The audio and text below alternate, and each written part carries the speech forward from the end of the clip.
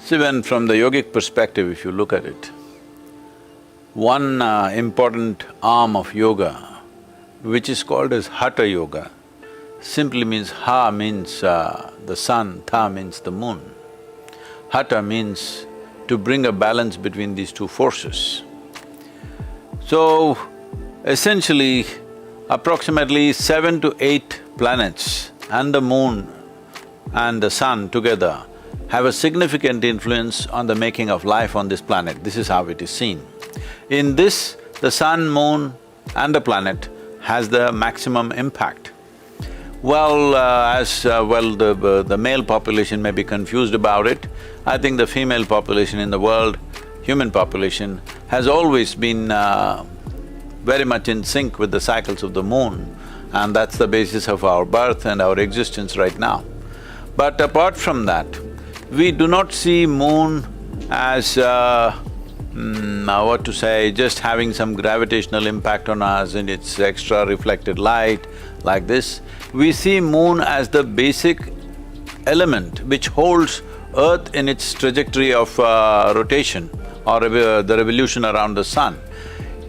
In the yogic sciences, we see that, I think today modern sciences are confirming this, that the moon as a satellite is moving away about 20 millimeters every year.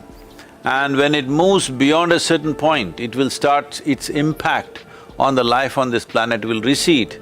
Out of that, human reproductive cycles will go off its normal cycle, and that is how humanity will end.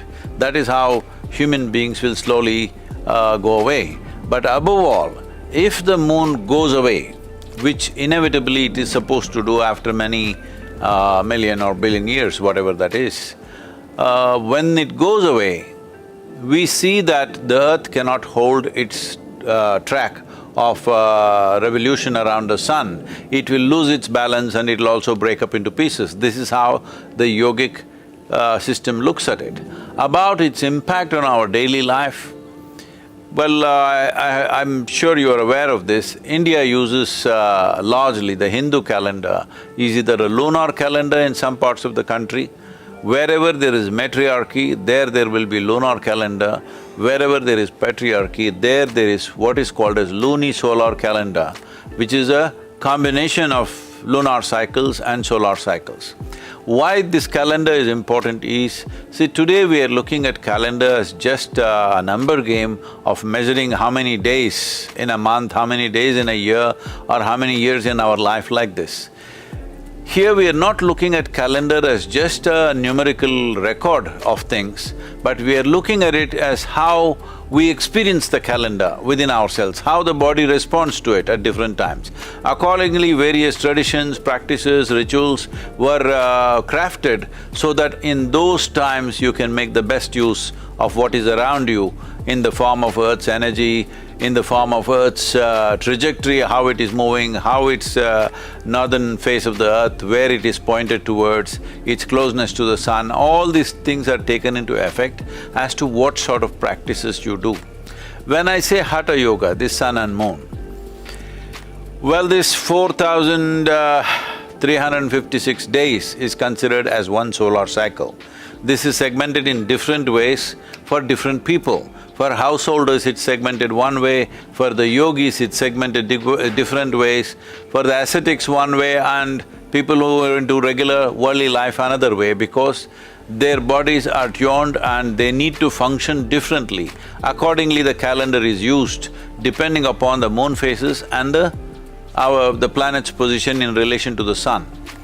Well, as we know, the moon is constantly showing only one phase to us. Its rotation is synchronized with planet's rotation, so we're seeing only one phase of the moon.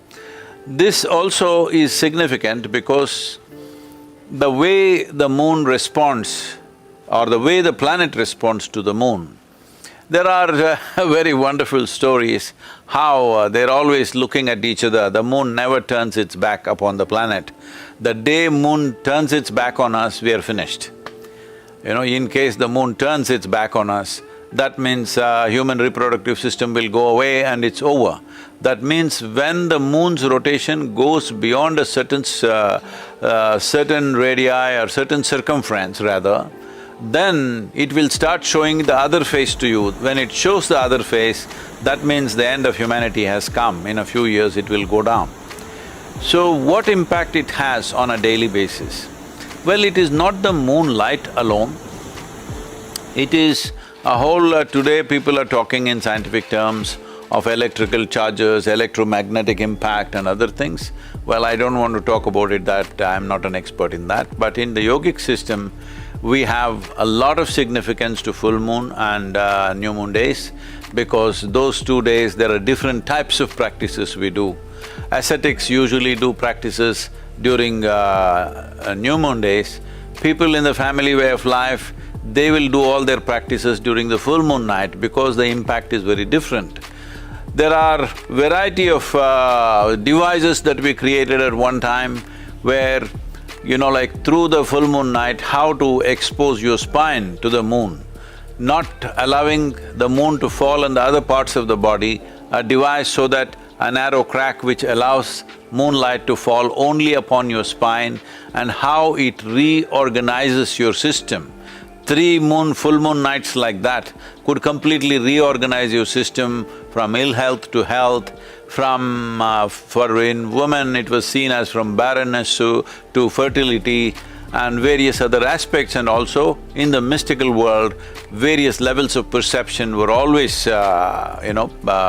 connected with the moon. As you might have seen images, Adi Yogi, the first yogi, wears moon, a crescent moon, in his upon his head like a jewel. This is to indicate that he is at the highest level of perception, because human perception and moon are very connected. Well, today in terms of medical terms, the doctors, you must translate this, but I'm saying in medical terms, we may see it as there is a certain level of neurological stimulus. When I say neurological stimulus, why I'm talking about this is, see, as in the evolutionary process of life on this planet, of all the things, we are not the strongest creature on this planet, but we have the most complex and sophisticated neurological system. That's what renders us as really on top of the pile of the evolutionary system.